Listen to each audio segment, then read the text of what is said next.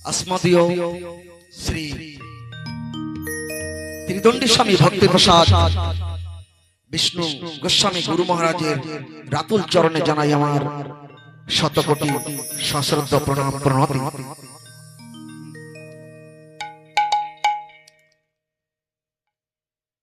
तारपरे आमार उपस्थित एखाने नामजोग्य उपलक्षे जे वैष्णव मंडलीगण एसेছেন তানারা বাঞ্ছা কল্পতরু এখানে বললেন বাঞ্ছা কল্পতরু তানারা বাঞ্ছা কল্পতরু অর্থাৎ সেই কল্পবৃক্ষের কাছে যে যা বাসনা করে তার সেই বাসনা পূর্ণ হয়। তাই আমি সেই বৈষ্ণব মণ্ডলীদেরকে আমার শতকোটি সশ্রদ্ধ প্রণতি নিবেদন করি।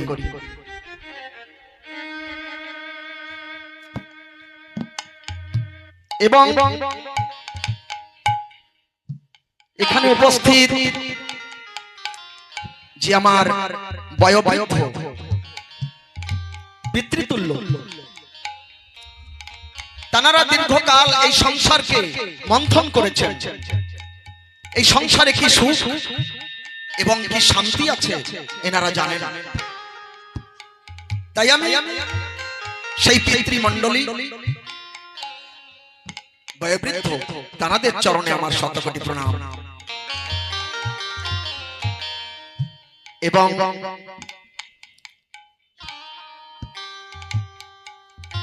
তারপরে প্রণাম জানাই আমার মায়েদেরকে।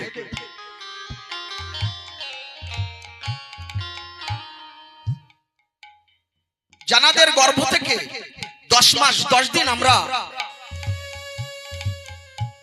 আমাদেরকে মায়েরা ধারণ করে রেখেছিল।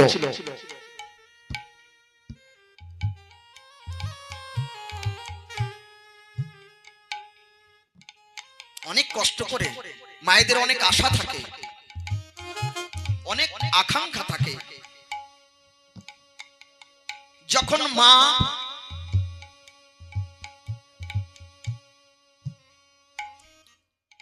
ঠিক উপযুক্ত বিবাহের উপযোগী হয়ে যায় তখন সেই কন্যা ভগবানের কাছে প্রার্থনা করে, হে প্রভু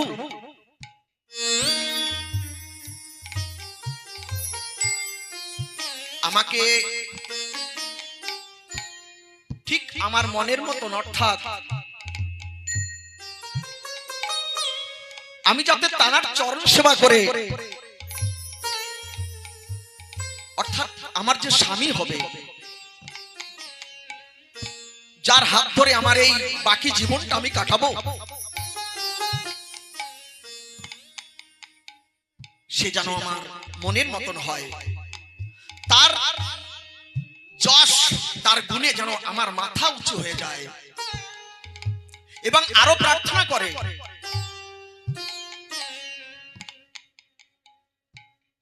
আমার গর্ভে যে সন্তান আসবে সে যেন আমাদের মাতৃত্ব পিতৃত্বকে ধন্য করে। এমন আশা নিয়ে মা আমাদেরকে জঠরে ধারণ করেছেন। তাই আমি সেই মায়ের যুগল চরণে জানাই আমার শতকোটি প্রণাম দণ্ডবত।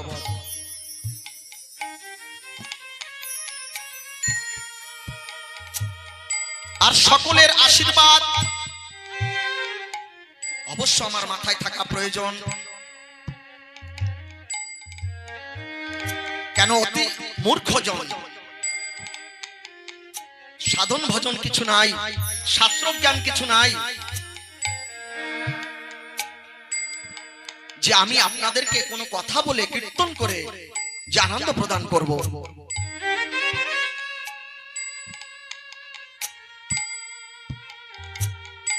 আপনারা আমাকে একটু আশীর্বাদ করতে ভুল করবেন না।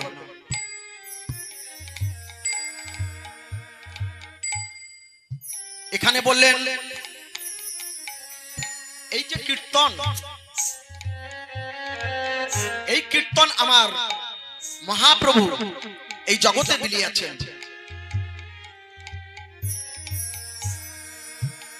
কীর্তন পিতর, অর্থাৎ তিনি কীর্তনের পিতা, তাই আগে তাকে স্মরণ না করে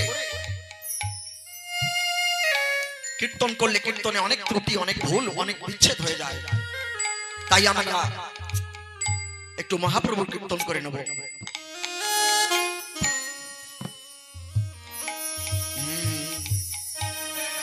গৌরাঙ্গ বলিতে হবে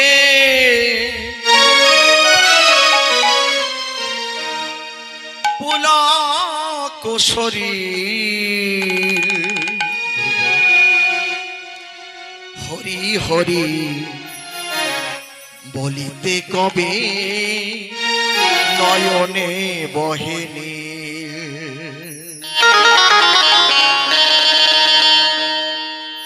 গৌরাঙ্গ বলিতে হবে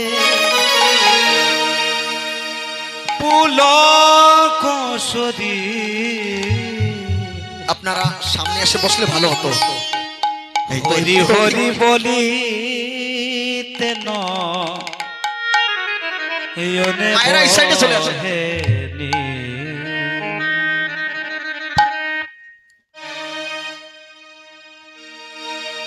কীর্তন একটু সামনে বসলে খুব ভালো হয়। আপনারা একটু সামনে যদি আসেন, শ্রোতার মুখ না দেখলে কীর্তন আনন্দ হয় না। এমনি আমরা অল্প কয়েকজন, রাত্র অনেক হয়ে গেছে, বেশি সময় তো কীর্তন এক এক করে সব খালি হয়ে যাবে, রাত্র অনেক হয়ে গেছে। যাই হোক, একটু আগে আগে চলে আসেন, একটু আগে আগে বসে। গৌরাঙ্গ বলিতে হবে পুলক শরীর, হরি হরি বলিতে নয়নে বহেনি। গৌরাঙ্গ বলিতে হবে পুলক শরীর, হরি হরি বলিতে নয়নে বহেনি। গৌরাঙ্গ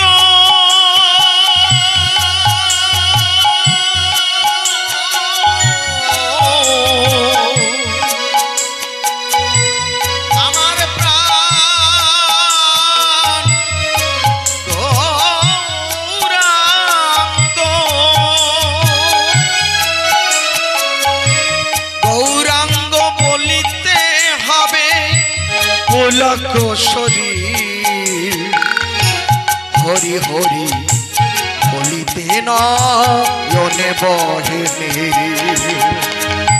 গৌরাঙ্গ বলিতে হবে পুলক শরীর, হরি হরি বলিতে নয়নে বহেনি।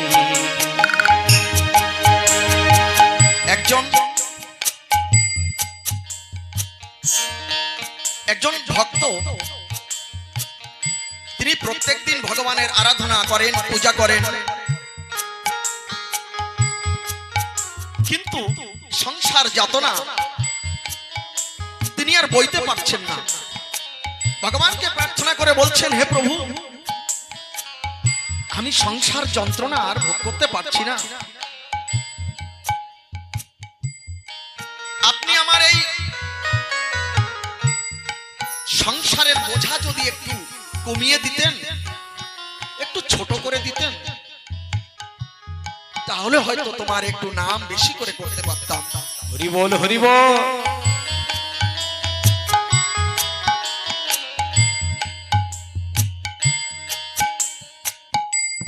আর কবে নিতাই চাঁদে করুণা হইবে, আর কবে আমার নিতাই চাঁদের করুণা হইবে। বলি আর কবে নিতাই চাঁদে করুণা হইবে, ওই আর কবে নিতাই চাঁদের করুণা হইবে। আমার সংসার বাসনা মোর কবে তুচ্ছ হবে। সংসার বাসনা মন কবে তুচ্ছ হবে। হে প্রভু, আমি এই সংসার যাতনা আর বইতে পারছি না প্রভু, তুমি করুণা করে আমার এই সংসার বোঝাটাকে একটু কমিয়ে দাও। এইভাবে প্রতিদিন যখন তিনি ভগবানের কাছে প্রার্থনা করেন, একদিন আকাশবাণী হলো,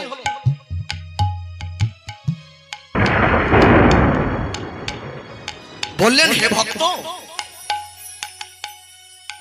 তোমার এই বাসনা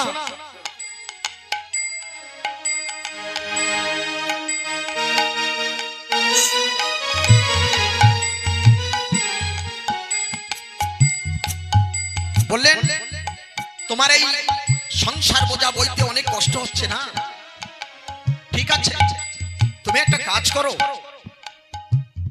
এখান থেকে 7-8 কিলোমিটার দূরে একটা নদীর তটে একটা বট বৃক্ষ আছে, সেই বট বৃক্ষে আমার অনেক ভক্ত তারা বড় বড় দুঃখের বোঝা সেখানে বেঁধে ছোট ছোট বোঝা নিয়ে আসে। তো তুমি যাও, তুমি যে সেখানে তোমার বড় বোঝাটা বেঁধে সব থেকে ছোট বোঝা যেটা সেটা তুমি নিয়ে আসো।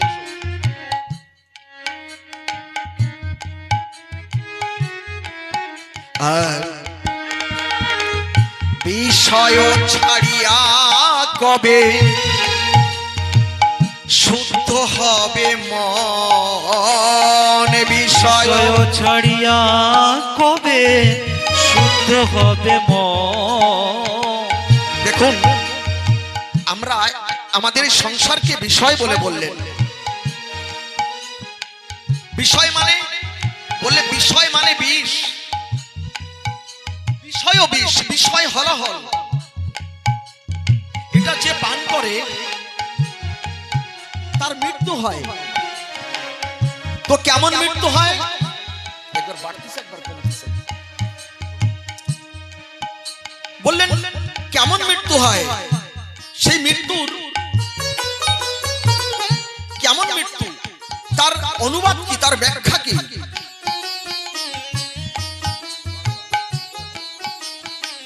আমা কথা হচ্ছে তো, সাউন্ড বেশি হচ্ছে, একবার বেশি হচ্ছে একবার কম হচ্ছে। তো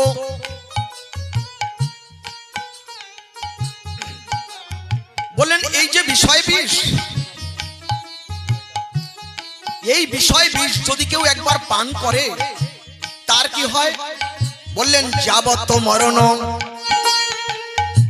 তাবত শয়ন তাবত জনম জঠরে শয়ন, যাবত মরণ তাবত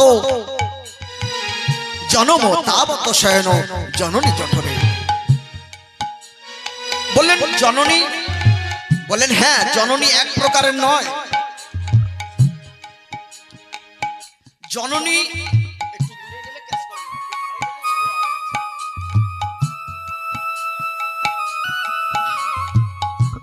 বললেন জননী অর্থাৎ মা, মা এক বচন নয়, বললেন মা বহু বচন, মা কিন্তু এক বচন না বহু বচন। তার মানে আমি এ সংসারে যে মায়ের গর্ভ থেকে সংসারে আসবো সে আমার মা। যদি আমি হাতি মায়ের গর্ভ থেকে আসি, বললেন হাতি আমার মা, ঠিক কি না? আমি যদি কুকুর মায়ের পেটের থেকে আসি, কুকুর আমার মা। তাই বললেন এই বিষয় হলাহল, এই বিষয় বিষ যদি কেউ একবার পান করে সে মত্ত মাতালের মতন হয়ে যায়, আমার আমার আমার বলে সে ডুবে যায়। হরি বল হরি বল হরি বল। তাই বললেন কৃষ্ণ ভজিবার তরে সংসারে আইনু, আমরা কিসের জন্য এই সংসারে এসেছি? আহার নিদ্রা ভয় মৌথনঞ্চ সামান্য মেতা পশুবি নারায়ণ। এখান বললেন আহার নিদ্রা ভয় মৌথন। এই যে চারটে বস্তু, এই চারটে বস্তু সকল প্রাণীর ভিতরে আছে। আহার খাওয়া দাওয়া আমরাও খাই, অন্যান্য প্রাণীতেও খায়। আমরাও নিদ্রা যাই, একটা বৃক্ষ নিদ্রা যায়। দেখবেন কিছু বৃক্ষ আছে যখন সন্ধ্যা হয়ে যায় সেই পাতাগুলো ধীরে ধীরে ধীরে ধীরে বন্ধ হয়ে যায়। কি যায় কিনা? অবশ্যই যায়। তার মানে বৃক্ষেরও নিদ্রা আছে, সকল প্রাণীর নিদ্রা আছে। সকলেরই ভোজনের প্রয়োজন, সকলেরই উদর আছে, সকলেই খায়। আবার সকলেরই সংসার আছে, সকলেরই ছেলে মেয়ে আছে, সকলেই সংসার করছে। বলছেন আহার নিদ্রা ভয় মৌথনঞ্চ সামান্য মেতাদ পশুভি নারানা ধর্মহীনা মনুষ্য পশুভি সমানা। ধর্মহীনা মানুষ পশুর সমান। ঋষভদেব তার পুত্রদের বললেন, হে পুত্রগণ, খালি খাওয়া দাওয়া করে জীবন কাটানোর জন্য আমরা আসিনি, আমরা কৃষ্ণ ভজিবার তরে সংসারে আইনু। আমরা কৃষ্ণের ভজনা করার জন্য এই সংসারে এসেছি। কিন্তু আমরা কৃষ্ণকে ভুলে গেছি। সাদের সংসার পেয়ে, স্ত্রী পুত্র কন্যা পেয়ে আমরা সেই কৃষ্ণকে ভুলে গেছি। সব কাজ আমাদের হয়, কিন্তু কৃষ্ণের ভজন আমাদের হয় না। আমাদের একটু সময় হয় না। তাই বললেন বিষয় বিষম আর বিষয় ছাড়িয়া কবে শুদ্ধ হবে মন। বিষয় ছাড়িয়া কবে শুদ্ধ হবে মন। কবে হাম হেরিব সেই মধুর বৃন্দাবন। কবে হাম হেরে বসে মধুর বৃন্দাবন। আমার তোমরা তো কথা করছো সবাই। আমরা আমরা এই হচ্ছে আমাদের দোষ। কেন সংসারে এমন ভাবে আমরা আমাদের মাথাটা বিকৃত হয়ে গেছে। আমরা যেখানে যাই সেখানেই সংসারের কথা বলি। সংসার সংসার করে মিছে গেল কাল, লাভ না হইল কিছু, ঘটিল জঞ্জাল।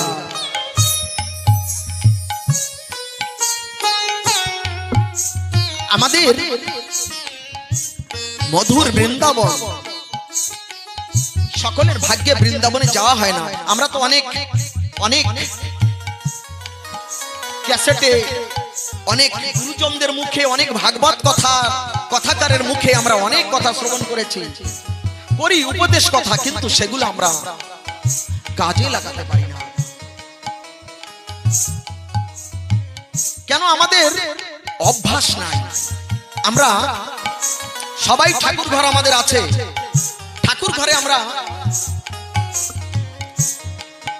গিয়ে কেউ প্রণাম করি না।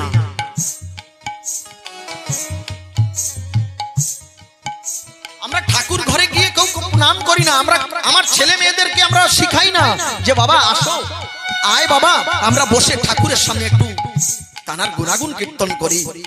কেননা ভগবান আমাদের সব দিয়েছেন, চক্ষু, কর্ণ, নাসিকা, জিহ্বা, ত্বক, আমাদের 10টা ইন্দ্রিয় আছে। সবকিছু ভগবান আমাদের দিয়েছেন, কিন্তু আমরা সেই ভগবানের নাম করতে ভুলে যাই। হরি বল হরি বল। পরমের ঈশ্বরের কৃপায় আমি এখনো বেঁচে আছি, এখনো আমার নিঃশ্বাস চলছে। তখন ভগবান আমার এই নিঃশ্বাসটাকে বন্ধ করে দেবে, তার কোনো হিসাব নেই, তার কোনো সময় নেই। কিন্তু আমরা সেই পরম পিতাকে ভজনা করার আমাদের সময় হয় না। আমাদের সকল সময় হয়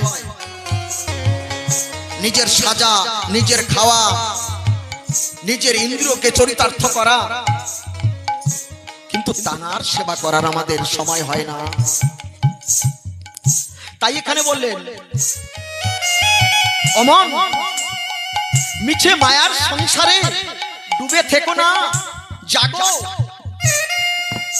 কেননা এই সাধের জীবন যদি একবার চলে যায় তুমি আর পাবে না। এখানে বললেন একজন ব্যক্তি 1, 2, 3 এইভাবে আইএ পাস বিএ পাস যখন করে সরকার তখন তাকে একটা চাকরি দেয়, একটা চাকরি দেয় সরকার। কিন্তু সে চাকরি পাওয়া সত্ত্বেও যদি ডিউটি না করে সরকার তাকে সাসপেন্ড করে। কি প্রভু করে কি না? অবশ্যই তাকে সাসপেন্ড করে। তেমনি ভগবান বলেছেন, আমি তোমাকে এই মনুষ্য দেহ দান করেছি, তুমি এই মনুষ্য দেহ পেয়ে যদি তুমি আমার ভজনা না করলে আমিও তোমাকে সাসপেন্ড করব।